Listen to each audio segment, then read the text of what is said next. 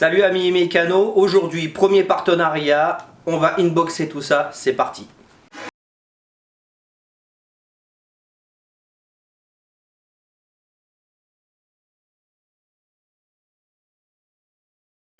Alors les amis, on perd pas plus de temps que ça, je l'ai déjà à moitié ouvert.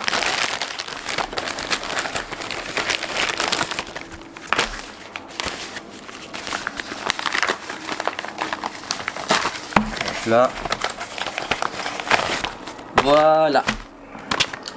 Voilà la machine. Alors comme vous pouvez le voir, c'est une machine de diagnostic OBD2 et OBD2. On va tester ça tout de suite. C'est un partenariat qui a été fait avec des revendeurs de chez AliExpress. On se retrouve tout de suite sur la voiture pour voir ce que cette machine a dans le ventre. C'est parti.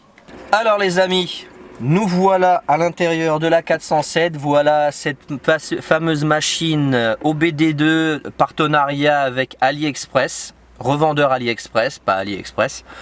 Donc écoutez, on va brancher ça tout de suite sur la 407.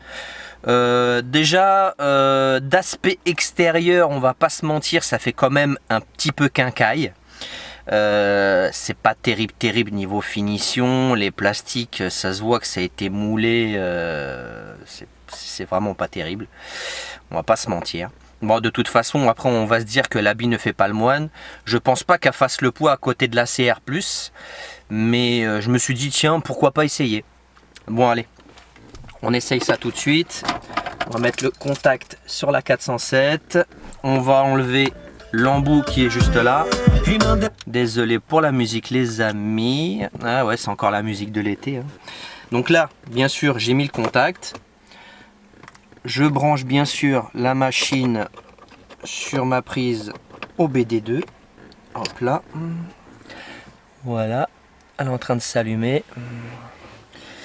Alors déjà elle est en anglais. Ah, déjà. Alors tools setup. Alors regardez les mecs, là comme vous pouvez le voir, regardez, elle est en anglais. Alors pour aller en anglais, vous allez sur Tools Setup, vous cliquez sur OK, après vous avez langage, et puis bien sûr vous choisissez la langue, attendez que fasse le focus, la langue française. Voilà. Une fois que c'est OK, voilà, tout est OK. Au niveau des unités de mesure, regardez. Au niveau des unités de mesure, vous sélectionnez métrique, bien sûr, métrique. Voilà. Et là maintenant, on retourne sur le menu. Donc là maintenant qu'on a changé la langue, les amis. Là maintenant qu'on a changé la langue, on va aller dans diagnostiquer.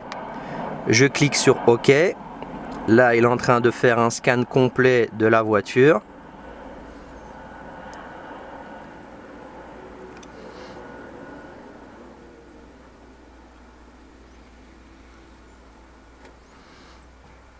Voilà. Il me détecte DTC in the EQ, un code défaut.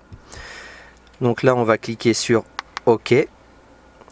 Là, ce que l'on va faire maintenant, on va aller dans lecture des codes défauts,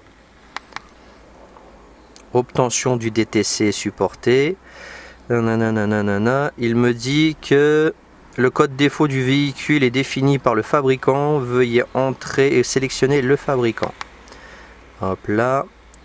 Comme d'habitude, je pense que Peugeot n'y sera pas.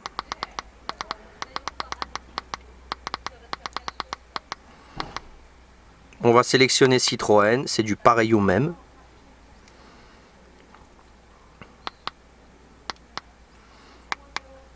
Ok, donc ouais, c'est 1598 les amis, 1598. Alors le code défaut P1598. Donc là maintenant ce que l'on va faire, c'est qu'on va retourner en arrière. On va faire recherche de code. Alors c'est P. P. Ouais, on avait dit P15. Hein.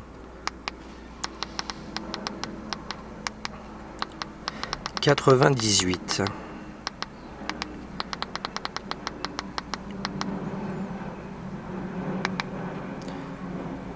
Voilà, définir le fabricant. Comme d'habitude, vu que moi j'ai une Peugeot, vous sélectionnez Citroën. Comme vous pouvez le voir, quand même, il y a quand même un tracklist relativement important de marques. Il y en a quand même 28. Donc voilà, il me dit que le code de panne n'est pas trouvé dans la bande de données. Donc est-ce qu'il y aurait peut-être une mise à jour à faire? Je ne sais pas.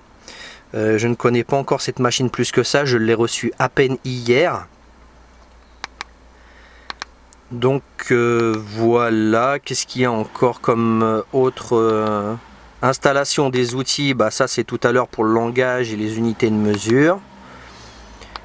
Et la rubrique aide, à propos OBD2, propos data, information sur l'outil.